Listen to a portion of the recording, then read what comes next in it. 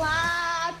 Bem-vindo à segunda edição do Congresso Brasileiro Digital de Gerenciamento de Resíduos. Em 2024, demos voz a especialistas, gestores, empresas e agentes públicos que atuam diariamente na transformação da gestão de resíduos no Brasil.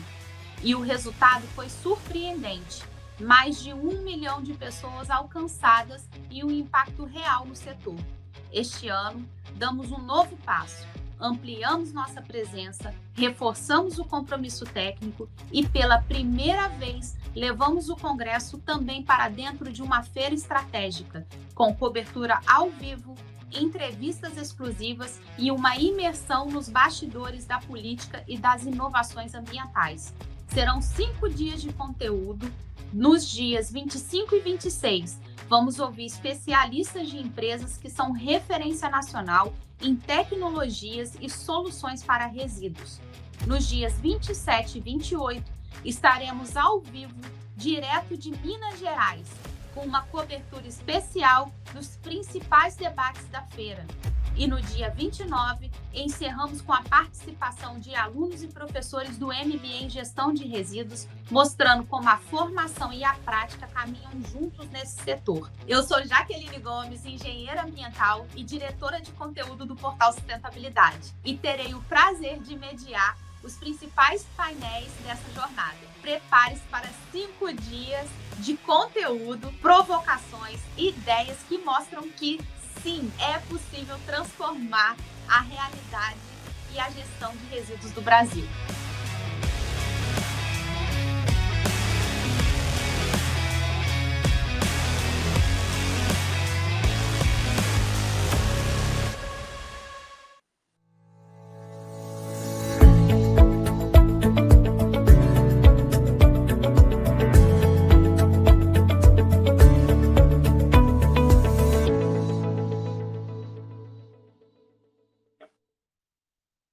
Olá, seja bem-vindo a mais um painel do segundo Congresso Brasileiro Digital de Gerenciamento de Resíduos. Seguimos aí com um case de peso da região Nordeste. A Essências Bahia apresenta hoje para nós as soluções em tratamento e valorização de resíduos industriais, unindo aí expertise, técnica, compromisso ambiental e geração de valor.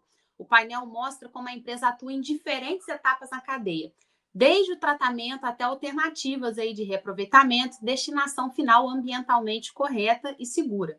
Uma oportunidade de conhecer com profundidade os desafios e as soluções para resíduos industriais em uma região mais estratégica do país, né?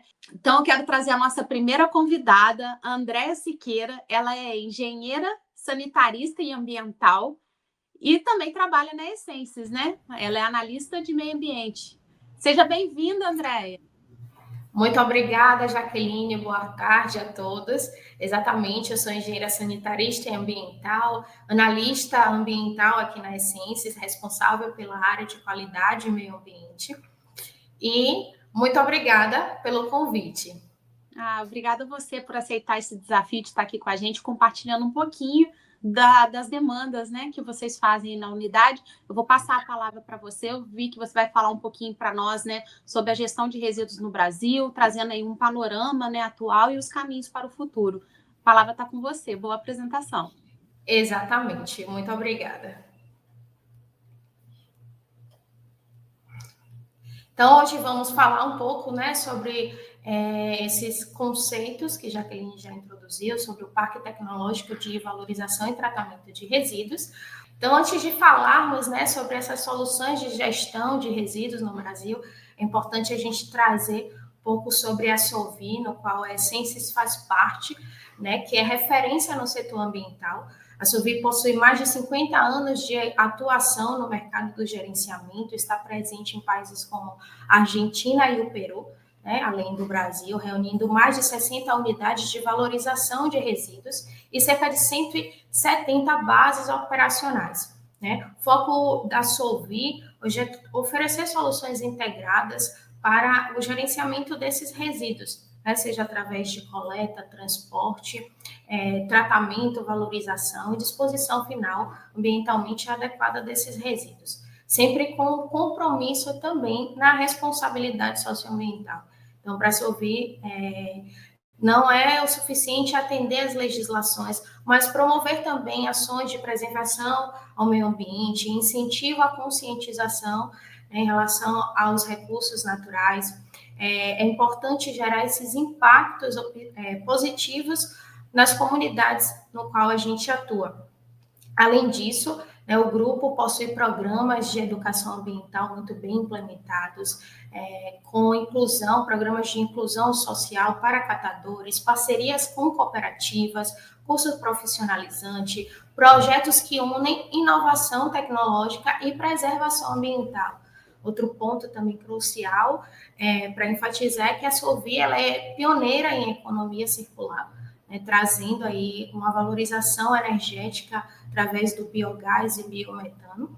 Né? Isso tudo, esse conjunto de iniciativa, reforça o propósito do grupo, que é transformar resíduo em recursos e criar valor sustentável para a sociedade. Então, agora vamos falar sobre a gestão dos resíduos, né? Trazer um panorama atual e quais são os caminhos para o futuro em relação a esse gerenciamento adequado. Então, quando falamos, né, de gestão de resíduos, estamos tratando de um dos maiores desafios ambientais e de saúde pública do século XXI. O Brasil é um dos maiores geradores de resíduos sólidos urbanos do mundo, estando aí no ranking da 4ª posição de produtor de lixo plástico do mundo, com a geração anual em torno de 82,5 milhões de toneladas, né? E esse crescimento ele está atrelado ao aumento anual do crescimento populacional, a urbanização acelerada e também o aumento no consumo de bens e serviços.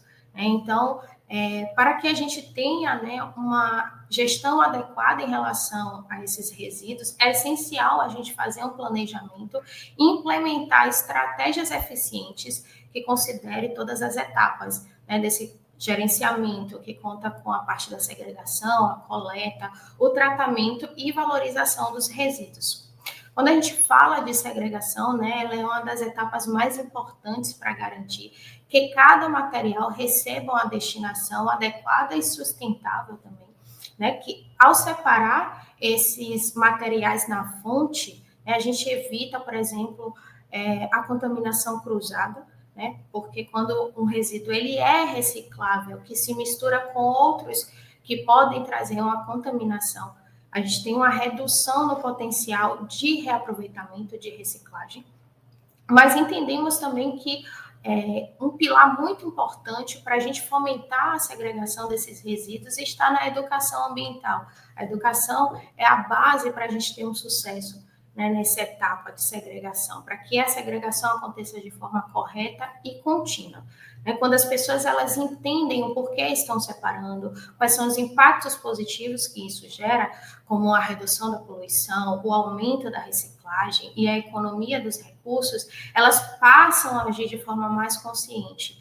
Então, por exemplo, precisamos fomentar e tornar possíveis, né, campanhas, palestras, treinamentos que podem ensinar a diferença, por exemplo, de resíduos recicláveis, resíduos orgânicos, resíduos perigosos, explicando também o risco dessa contaminação cruzada, quando essa separação não é feita de forma adequada, quais são os impactos. Além disso, é importante reforçar também conceitos ambientais, mostrar o resultado positivo em relação a essa segregação, como o volume, né, qual o volume do material reciclado e os recursos que foram economizados a partir dessa segregação. Fortalecer esse senso de responsabilidade coletiva. Somente assim a segregação deixa de ser uma obrigação, ela passa a ser um ato de cidadania, de cuidado com o planeta. Então, cultivando essas informações e pelo exemplo, né? A segregação é o exemplo.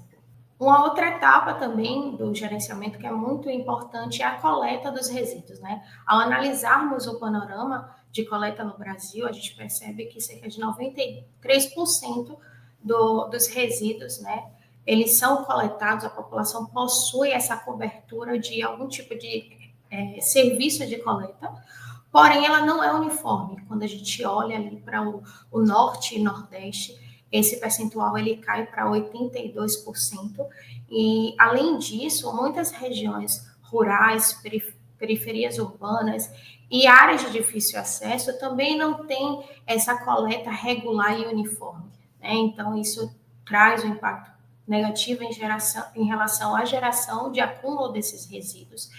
Quando essa coleta ela não alcança determinados pontos, os impactos à população do entorno são significativos, né? O acúmulo nas ruas atrai vetores de doenças como ratos e mosquitos, aumentando o risco, né, a transmissão de algumas doenças como a dengue e a leptospirose. Além disso, né, esses pontos também geram mau cheiro, poluição visual e contaminação do solo e da água, afetando diretamente a qualidade de vida das pessoas que estão ali no entorno. Outro efeito relevante também são que essas áreas de acúmulo, elas sofrem uma desvalorização imobiliária, né, e uma exclusão social também. Ninguém quer adquirir um imóvel em um local que tem um ponto de lixo próximo. Então, nessa etapa, a gente percebe que é importante, né, reforçar o papel de políticas públicas que fomentem a participação de cooperativas para coletar resíduos com potencial de serem recicláveis e fomentar também o papel da população através da educação ambiental para que essa segregação ela seja feita de forma eficiente, a gente consiga potencializar os resíduos, a reciclagem dos resíduos. E uma das políticas, né, que a gente tem a nível nacional, que é referência para a gestão de resíduos, é a Política Nacional de Resíduos Sólidos, instituída pela Lei 12.305, em 2010, tá? Que ela estabeleceu algumas diretrizes, né, tais como a hierarquia de manejo dos resíduos, visando prioritariamente a não geração desses resíduos. Então, existem várias formas da gente não gerar um resíduo, por exemplo, excluindo o uso de canudos plásticos, adotando uma caneca, né, em substituição a um copo descartável, adotando uma sacola retornável em substituição das sacolas plásticas. Além disso, né, seguindo essa hierarquia, a política define que a gente deve buscar reduzir, reutilizar, reciclar, tratar e dispor esses resíduos de forma adequada. Um ponto central, né, dessa política também é a logística reversa, que obriga alguns fabricantes, comerciantes, distribuidores a realizarem o recolhimento desses materiais, né, principalmente alguns produtos e embalagens após o consumo, garantindo que esses materiais eles sejam recicláveis. E, além disso, também uma destinação adequada, principalmente aos resíduos perigosos, né, que podem acabar indo para lixões ou para o meio ambiente. Além disso, a Política Nacional também estabeleceu o encerramento dos lixões, né, inicialmente previsto para 2024. E por que a política estabelece esse encerramento dos lixões? Porque é uma forma inadequada de disposição dos resíduos e, inclusive, representa um dos maiores desafios de gestão ambiental no Brasil. Né? Quando esses resíduos eles são simplesmente depositados a céu aberto, sem nenhum controle de solo, água ou gases, eles se tornam uma fonte contínua de poluição. O chorume, que é gerado na decomposição da matéria, ele infiltra no solo, contamina o solo e contamina os lençóis freáticos também, os rios próximos, afetando diretamente, né, inclusive o abastecimento de água da população ali do entorno. Além disso, né, a decomposição da matéria libera gases que intensificam o efeito estufa. Então, isso influencia também, contribui para as mudanças climáticas e afeta também a qualidade do ar do local. Outro impacto também importante, né, que é importante a gente citar, é o impacto social. Muitas pessoas, inclusive crianças e adolescentes, infelizmente, acessam os lixões para separar algum material que pode ser reciclável, buscar algum recurso para a sua subsistência. né? E nessas atividades, eles estão expostos a diversos riscos de acidente e contaminação ao manusear alguns resíduos, né? Como os perigosos, perfurocortantes, resíduos químicos e contaminados, como, por exemplo, os resíduos de saúde, né? Então, isso torna ali aquele ambiente insalubre, essa disposição inadequada e esse acesso de algumas pessoas, isso aumenta a vulnerabilidade à saúde e à segurança. Além disso, essas pessoas não possuem vínculo empregatício formal com órgãos públicos ou empresas. Então, elas também não têm garantia de proteção trabalhista, não têm garantia de entrega de equipamentos de proteção individual para fazer o manejo dos resíduos nesses locais. E, infelizmente, né, apesar da política nacional ter instituído essa meta para encerramento dos lixões em 2014, mais tarde, em 2024, o Marco Legal do Saneamento instituiu também que os municípios, até agosto de 2024, encerrassem os seus lixões. Infelizmente, a gente não alcançou essa meta e a gente tem aí esse cenário de cerca de 41% dos resíduos ainda são dispostos de forma inadequada no Brasil. E esse número, né, de disposição de forma inadequada representa cerca de 3 mil lixões a céu aberto espalhados por todo o país. Essa área é equivalente a 12 mil campos de futebol, né? Então, só para a gente ter uma ideia do impacto, né, a gente pode imaginar que cada um desses lixões é como uma pequena bomba ambiental, né, constantemente liberando ali poluentes para o solo, contaminando lençóis freáticos e os rios próximos. Além disso, né, tem a emissão de gases, que tem também a emissão de odores, que afeta a qualidade de vida das pessoas que moram ali no entorno.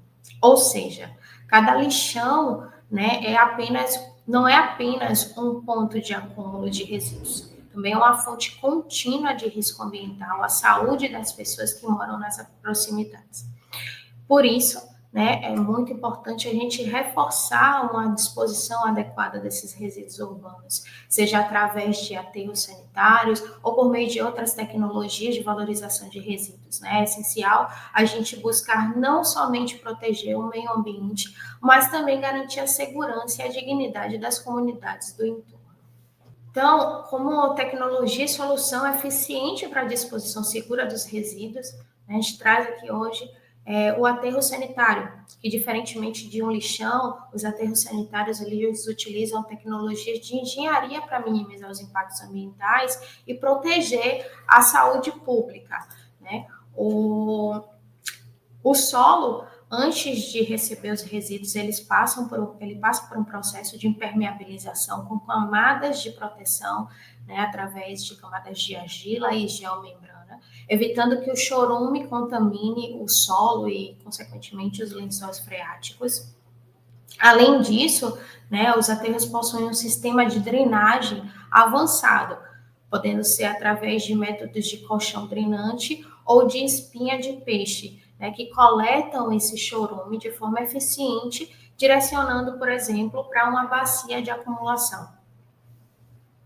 Então, essas bacias de acumulação, ela funcionam como um reservatório temporário, né? Após serem acumulados, eles são carregados, por exemplo, em caminhão-tanque e enviados para a estação externa de tratamento biológico, onde nessa estação o chorume passa por processos de redução de carga orgânica, nutrientes e contaminantes, tornando o efluente mais seguro para a devolução ao meio ambiente.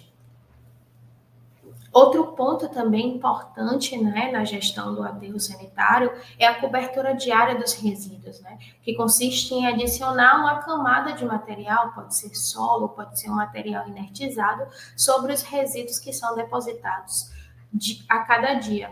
Né? E essa prática, ela reduz a proliferação de vetores de doença, minimiza odores, controla a dispersão de resíduos pelo vento e também diminui a contribuição da água de chuva na geração de resíduos. Outra prática fundamental também na gestão de aterros sanitários é a umidificação das vias. Durante a operação, existe um grande volume de movimentação de caminhões e máquinas que circulam ali para descarte dos resíduos, né? E essa movimentação, ela gera uma quantidade significativa de poeira e dispersão de partículas, né, em suspensão. Então, a umidificação, ela consiste nada mais do que aspergir a água nas vias de acesso e nas frentes de serviço para reduzir essa poeira e melhorar a segurança também operacional. Então, a gente vê aí, né, que temos diversos desafios em relação ao gerenciamento e à gestão de resíduos. Então, como um caminho para o futuro, né, nós temos um pilar que é a economia circular, que busca transformar resíduos em novos recursos, reduzindo assim a extração de matérias-primas, diminuindo impactos ambientais, né, e agregando valor a esses materiais e gerando também valor econômico a esses materiais. Então, isso inclui a reciclagem eficiente, a reutilização de alguns materiais, a produção de energia a partir de resíduos e o desenvolvimento também de tecnologias que transformam passivos ambientais em oportunidades de negócios. E para isso, né, a gente entende que é importante, fundamental, investir em políticas públicas sólidas, inovação tecnológica, conscientização social através da educação ambiental e responsabilidade empresarial também. Só assim será possível a gente reduzir esses impactos atrelados à gestão ineficiente dos resíduos, proteger a saúde das pessoas e criar valor econômico a partir dos resíduos.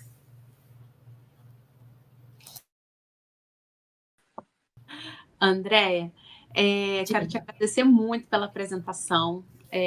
Não vou me despedir 100% de você, porque eu gostaria muito de te convidar para ficar para a mesa final, a mesa redonda com a gente, tá bom? Tá bom.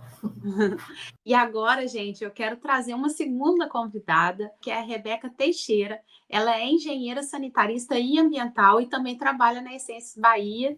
Seja bem-vinda, Rebeca. Muito obrigada, boa tarde, pessoal. Como a Jaqueline já me apresentou, meu nome é Rebeca, eu sou engenheira sanitarista ambiental, faço parte da equipe operacional aqui da Essências Bahia, estou muito mais próxima hoje da planta de compostagem e estou aqui hoje para falar um pouco com vocês sobre a valorização de resíduos, né? Muito obrigada pela oportunidade e pelo convite. Eu que te agradeço muito por compartilhar com a gente todas as tecnologias de valorização de resíduos, né?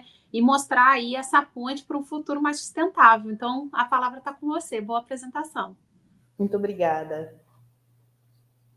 Bom, pensando no cumprimento da hierarquia definida pela Política Nacional de Resíduos Sólidos e a redução de passíveis ambientais, a partir desse ponto eu vou apresentar para vocês algumas alternativas de valorização de resíduos que têm por objetivo reduzir a destinação de final de resíduos para aterro e gerar valor a partir deles.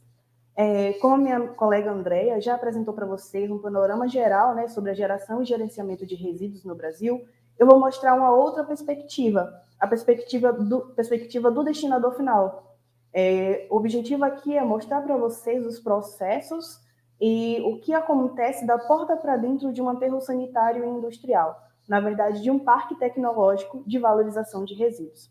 Neste caso, as alternativas de valorização que estão presentes, né, que são apresentadas pela Essências Bahia.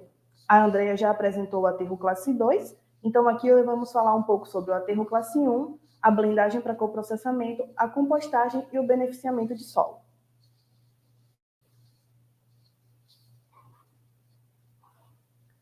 Bom, nós sabemos que só se controla o que se conhece. Então, antes de ser direcionado, né, um resíduo para sua respectiva tecnologia de tratamento, todo resíduo recebido no aterro sanitário, ele passa por algumas barreiras de proteção, sendo a primeira delas a portaria.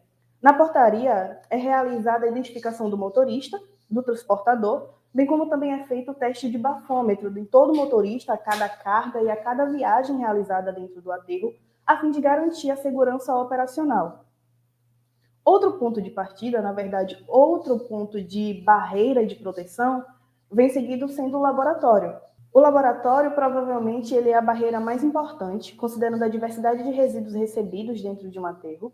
Ele é responsável pela identificação, amostragem, análise, bem como a aprovação e o direcionamento para a tecnologia aplicável deste determinado resíduo. Agora, como ocorre essa identificação?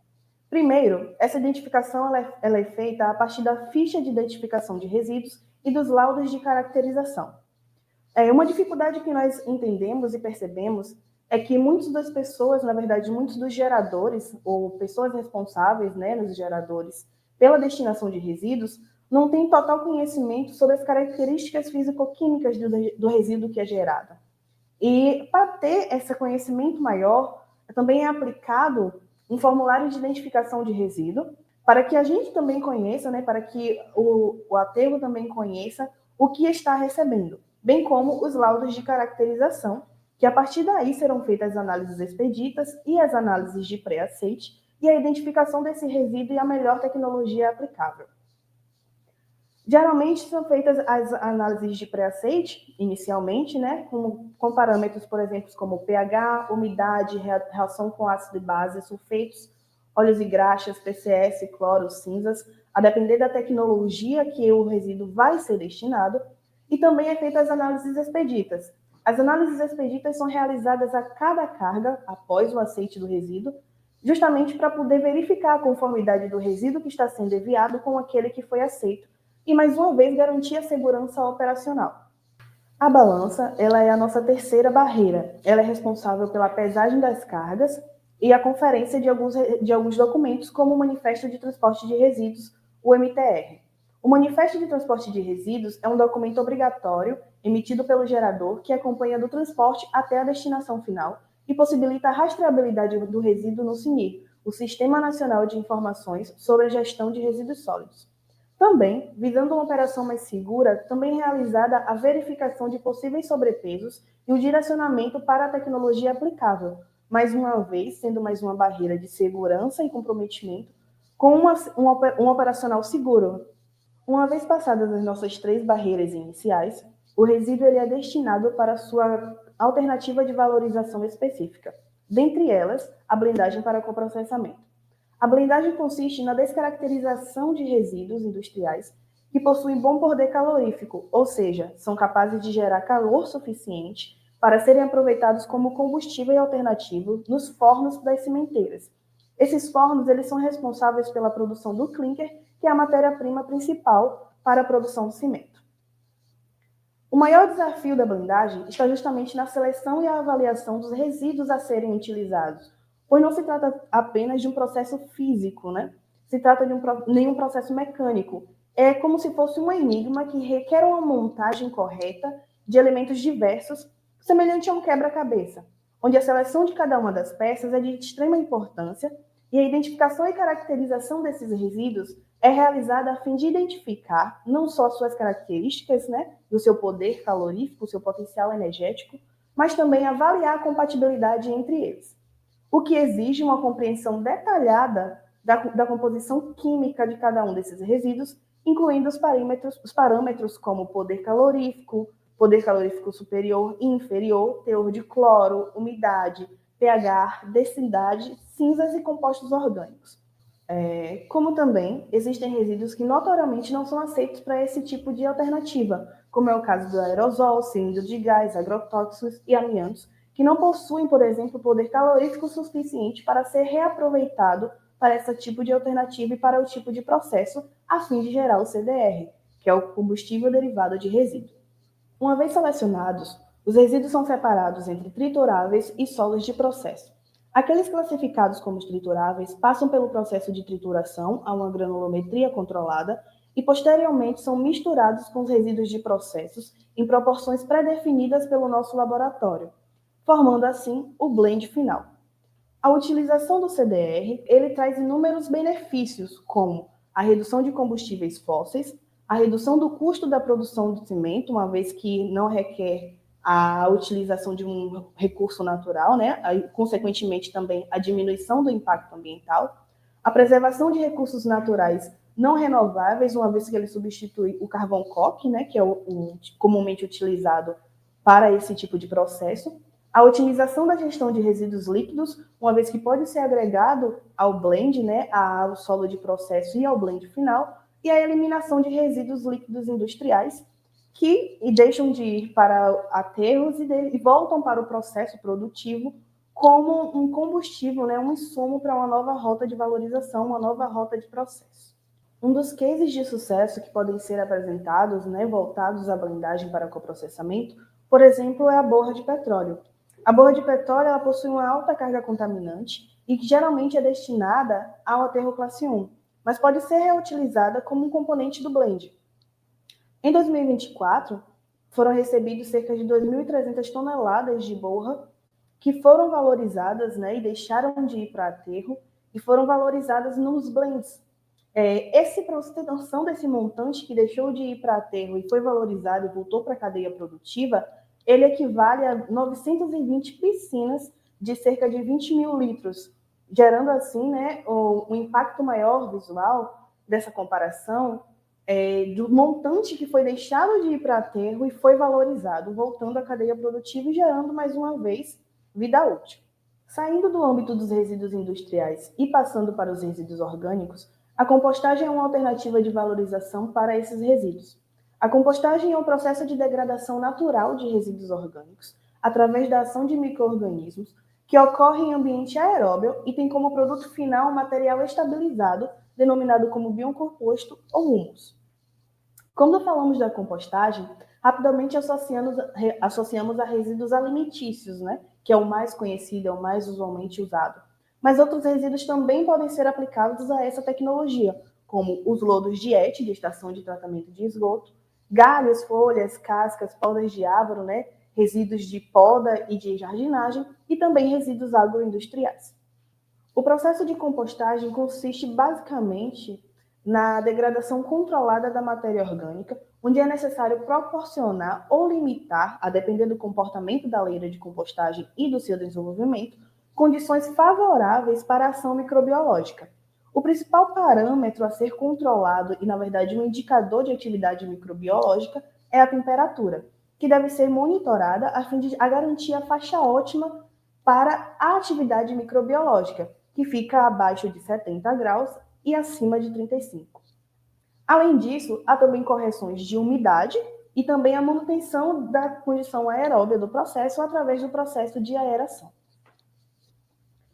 Os parâmetros eles passam a ser monitorados de forma diária até que seja alcançada a etapa de estabilização, que é indicada através do parâmetro de temperatura, e a partir daí passa para a maturação do material orgânico, que indica que o material está pronto para ser utilizado, seja como composto agrícola, a partir do momento que ele também atenda às legislações vigentes e às normas aplicáveis.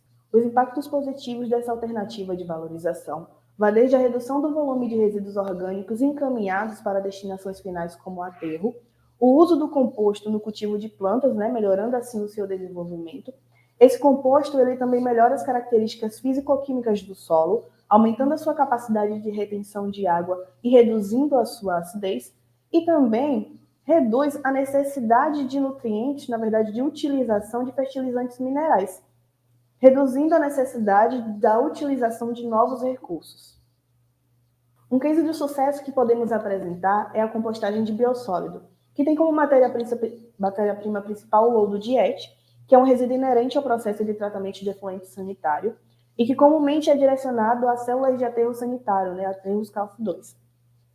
Em 2024, foi recebido cerca de 100 toneladas mensais de lodo de ET, totalizando cerca de 1.200 toneladas no ano, o que equivale aproximadamente a 80 caminhões basculantes, que deixaram de ir para aterro e foram valorizados e utilizados em ações sociais e recuperação de áreas degradadas de cinturão verde. Mais uma vez, um resíduo que poderia estar ocupando, né, o espaço do maciço, está deixando de ser direcionado para uma alternativa de disposição final, está sendo valorizado, voltando mais uma vez para o meio ambiente ou para um processo produtivo.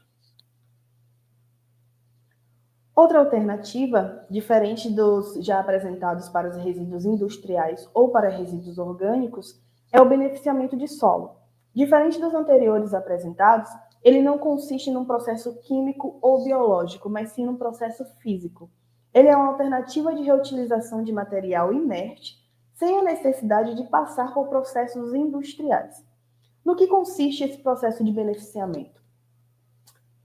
Ele consiste na formulação de um traço, numa proporção controlada, do material inerte com o material britado, gerando assim um material que possui uma boa característica de compactação e que pode ser utilizado para reforços de acessos e de maciços sanitários. Com o traço pronto, o resíduo agregado junto com brida de RCC é espalhado e compactado em acessos do maciço sanitário e o material apresenta bons resultados em dias chuvosos ou não, obtendo também uma boa compactação e garantindo uma boa trafegabilidade e prolongação da vida útil dos pneus dos carros que por esses acessos trafegam. Essa alternativa de valorização e o beneficiamento de solo trazem diversos benefícios para a operação de um aterro, né?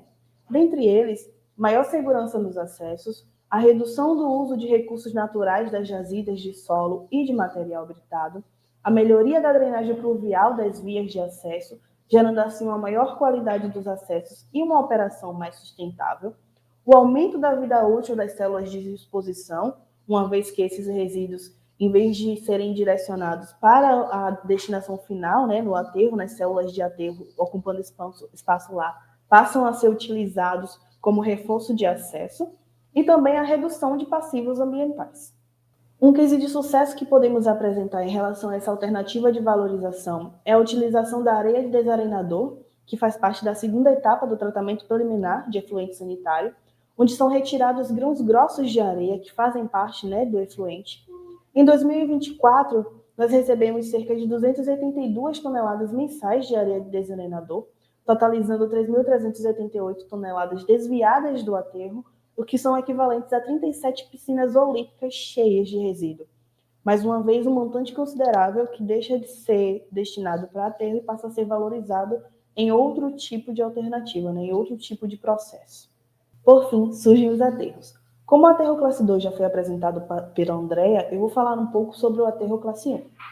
O aterro classe 1 é uma alternativa de destinação final para os resíduos perigosos que não são passíveis de reaproveitamento. Diferentemente do aterro classe 2, que é operado em camadas, o aterro classe 1 ele é organizado em valas, cobertos e com bases impermeabilizadas para evitar a contaminação do solo e de lençóis freáticos. São destinados ao aterro classe 1 exclusivamente os resíduos perigosos, ou seja, aqueles que apresentam riscos significativos à saúde humana e ao meio ambiente, como inflamabilidade, corrosividade, toxicidade e patogenicidade, que são principalmente resíduos industriais, como borras de petróleo, parafinas, solventes e tintas. A vala de destinação classe 1 é totalmente permeabilizada desde a base até as paredes para impedir a infiltração de contaminantes no solo e a contaminação também de lençóis freáticos. Outro elemento de segurança é a cobertura por uma estrutura de galpão que isola a área do contato direto com intempéries, principalmente com a chuva. Essa proteção é fundamental porque os resíduos classe 1, em sua maioria, possuem origem química, que podem apresentar reações perigosas em contato com a água, como a liberação de gases tóxicos, o aumento da temperatura, a combustão e até a lixiviação de contaminantes. Com a cobertura, nós evitamos a geração excessiva de lixiviado, minimizamos a dispersão de poeiras ou partículas perigosas pelo vento e mantemos um controle mais rigoroso das condições ambientais internas, garantindo assim uma maior segurança operacional e ambiental. Diferentemente do sistema de impermeabilização adotado para aterro classe 2, o aterro classe 1 possui uma estrutura mais robusta.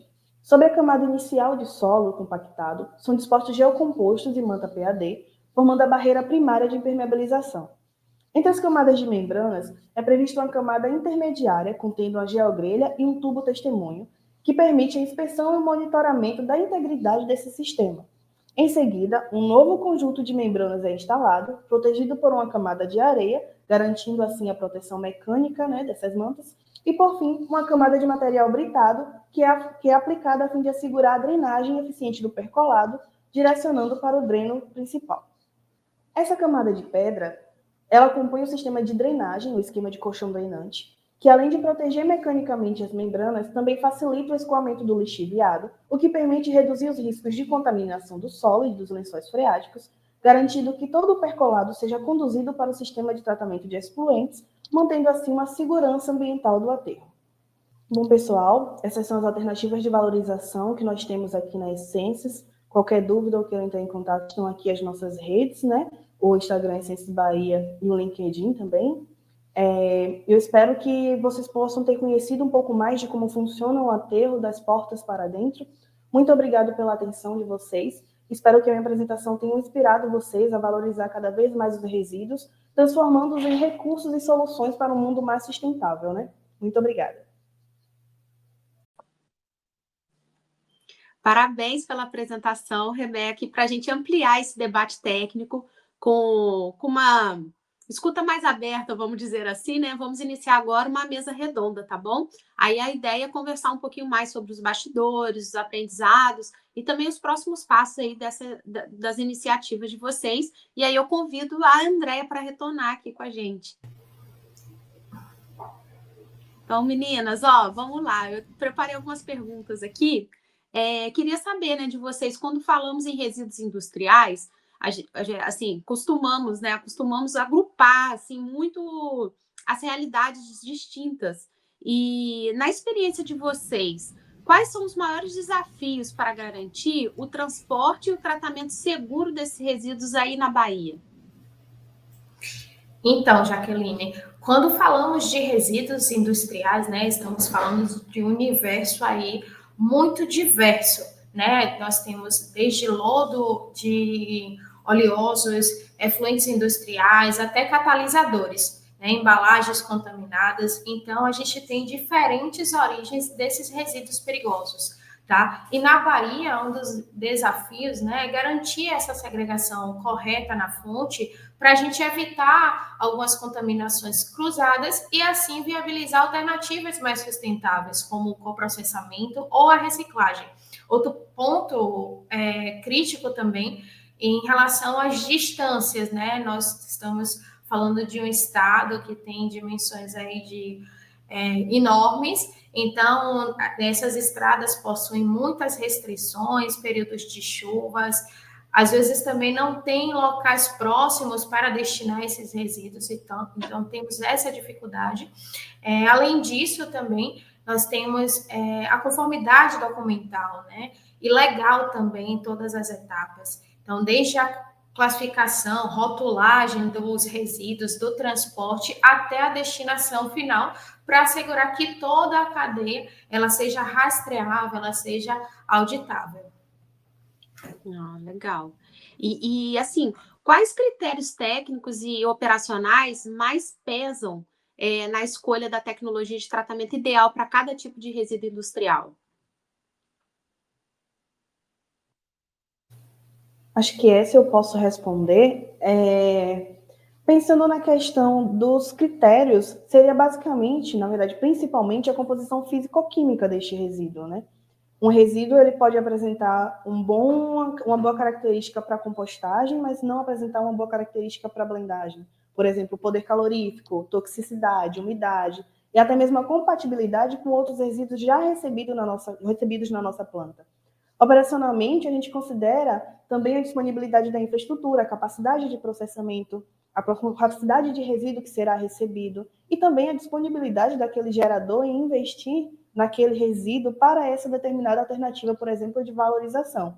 Neste caso, o nosso laboratório ele é o atuante principal para a caracterização desse resíduo e entender as suas melhores aplicabilidades. A partir daí, também essas alternativas são, por exemplo, aplicadas, na verdade, elas são apresentadas para os geradores e as decisões são tomadas em conjunto com a equipe comercial. Como que a Essências Bahia tem investido em inovação e otimização de processos na área de tratamento de resíduos industriais? E há alguma frente assim em destaque hoje? Bom, a Essências investe constantemente em inovação, principalmente na automatização de alguns processos, por exemplo, o pré-aceite, as análises de compatibilidade entre esses resíduos também. Alguns desses processos já são automatizados. Alguns controles, na verdade, dos processos das alternativas de valorização são automatizados, o que contribui significativa para a melhoria dessas tecnologias, né, para uma maior eficiência dessas tecnologias. Hoje, a nossa principal frente, na verdade, a nossa frente de maior destaque nessa questão da valorização é o coprocessamento dos resíduos com alto valor energético, né, como, por exemplo, as borras de petróleo, como foi apresentado, que deixam de gerar passivos e retornam como insumo para a cadeia industrial, reduzindo assim os maiores impactos ambientais e também a geração de custos. E assim, para quem atua, né, no setor e deseja evoluir nesse tema, quais competências técnicas hoje vocês consideram assim indispensáveis no profissional que atua com resíduos industriais atualmente? Aí eu queria ouvir um pouquinho a opinião de cada uma de vocês, se possível. Então, Jaqueline, né, diante de tudo isso que foi apresentado hoje, eu acho que quem atua com os resíduos industriais precisa combinar esse conhecimento sólido na parte técnica e uma visão estratégica também, né? Do ponto de vista técnico, é indispensável conhecer, né, a fundo a legislação ambiental, a legislação de transporte de produtos perigosos, dominar a classificação, caracterização desses resíduos, conforme as normas técnicas, entender as diferentes tecnologias de tratamento e disposição desses resíduos, saber interpretar as fichas, né, de emergências, fichas de identificação, ter conhecimento também em relação aos manifestos de transporte de resíduos, ao sistema, né, informatizado de declaração desses manifestos, que é o SINI. Também é essencial compreender a questão da gestão de risco dos processos, a compatibilidade química dos resíduos, a segurança operacional. Atrelado a isso também é importante ter uma familiaridade com o sistema de gestão, né, as ISOs, a 9000, a 14, a 45, que fala sobre a segurança. Falando do lado comportamental, também é importante destacar a capacidade de uma comunicação clara e empática, né, para dialogar com esses geradores, com os nossos operadores, com a comunidade, né, ter uma visão também sobre a economia circular, as ações de ESG, então a disciplina também para a gestão de indicadores, planos de ação, né, e por fim uma análise crítica, né, para orientar as melhorias contínuas e melhores ações em relação ao gerenciamento dos resíduos. Não é pouca coisa não, né? Eu acho que com 10 anos na área a pessoa aprende. Ou faz aí a formação de gestores de resíduos do portal, ou o MBA de gestão de resíduos para encurtar esse caminho, gente, porque não é brincadeira não. Exatamente. E você, Rebeca? A Andrea falou quase tudo, né? Deixou quase nada para falar. Não tem muito mais que eu possa acrescentar, além do fato das questões, justamente das caracterizações desses resíduos, né? Saber entender para onde o resíduo vai, como ele se comporta, como ele pode ser combinado, mas principalmente também as habilidades de análise crítica e planejamento. Uma coisa que é fundamental na área de resíduos é saber valorizar, na verdade, saber perceber oportunidades. Então, por exemplo, um resíduo que hoje tem um grande potencial e poderia hoje está sendo mandado para aterro, mas tem um grande potencial de reutilização em algum outro processo. É saber entender esses processos, as oportunidades de valorização e também garantir, né, uma conformidade ambiental para a operação. Na verdade, eu acredito que é atrelar o conhecimento teórico ao conhecimento prático, porque eles distintos, eles não conseguem por si só sustentar a área de resíduos. Então, é isso. André não deixou muita coisa que eu pudesse falar. Mas vocês trouxeram pontos muito importantes, né? Isso é um fato. E a gente está chegando aqui no nosso final do nosso encontro, e aí eu vou deixar só a palavra final para vocês, mas antes de passar, eu quero agradecer pela presença de vocês, por vocês aceitarem aí esse desafio de estar aqui com a gente dentro desse congresso com uma repercussão tão grande, né, no Brasil todo, e aí vocês passando esse conhecimento todo, passando essa experiência toda de vocês. Então, assim, para nós é uma grande oportunidade de sentar na cadeira de aluno e ouvir quem está na frente, né, no campo de batalha. Então, agradecer imensamente aí a Essências Bahia por fazer parte desse congresso, por nos ajudar a viabilizar esse evento de todas as formas, né? As pessoas às vezes não têm noção, não é só chegar aqui e fazer uma apresentação, tem todo um trabalho de bastidores, de aprovações, de revisões, quantas reuniões a gente não fez para estar aqui hoje. Então, assim, é um trabalho intenso, né? E que, vendo agora que a entrega, claro que vale a pena, mas a gente tem que agradecer, né? Todo esse desdobramento, todo esse esforço de vocês aí para viabilizar esse momento. Então, muito obrigado a todos da equipe aí, não só vocês duas, mas todos que estavam nos bastidores também, né? Nos ajudando e nos auxiliando. Vou deixar a palavra com vocês também, final, tá bom? Então, né, em nome de toda a equipe da Essências, nós que agradecemos o convite, né? Foi uma participação muito enriquecedora, né, e poder compartilhar com esse conhecimento, trocas de experiência, refletir sobre esse tema é muito importante para a gente, tá? A gente sempre visa aí contribuir com esse tema, né, frente aos nossos clientes, frente à nossa comunidade, porque a gente entende que esse tema de gestão ambiental, gestão de resíduos, ele precisa ser ampliado, né? E com isso esperamos que essas informações, né, apresentadas, elas inspirem novas práticas e fortaleçam o compromisso com a sustentabilidade e a responsabilidade ambiental. Esse é o nosso maior foco. Obrigada, Jaqueline. Obrigada. Muito obrigada. Foi um prazer para a gente, na verdade, contribuir para a discussão, na verdade, né, da área de gerenciamento de resíduos, que ainda é uma área que é um pouco conhecida e pouco discutida, e que precisa ser levada mais importante, na verdade, né, com grande importância mais para frente, e tem uma grande importância, né, sustentável. E é isso, muito obrigada por deixar a gente fazer parte desse momento, compartilhar informações com vocês, mostrar um pouco da nossa realidade, das nossas operações, e é isso, muito obrigada. Obrigada, meninas. Então, gente, para você que está aí nos assistindo, né, e acompanhando, não perca toda a programação, vai lá no site do Congresso, portalsustentabilidade.com, /congresso. Se você não fez a inscrição, faça a sua inscrição, entre para o grupo de WhatsApp, que você vai acessar informações exclusivas lá pelo grupo, e materiais complementares a cada encontro desses painéis que nós vamos ter. E eu tenho certeza que esse painel de hoje contribuiu muito para qualificar o debate, né, sobre o papel da indústria ambiental e inspirar também soluções integradas que conectam aí técnica, segurança e visão de futuro. Então, esse foi mais um encontro do nosso congresso e nos vemos em breve, hein? Até logo!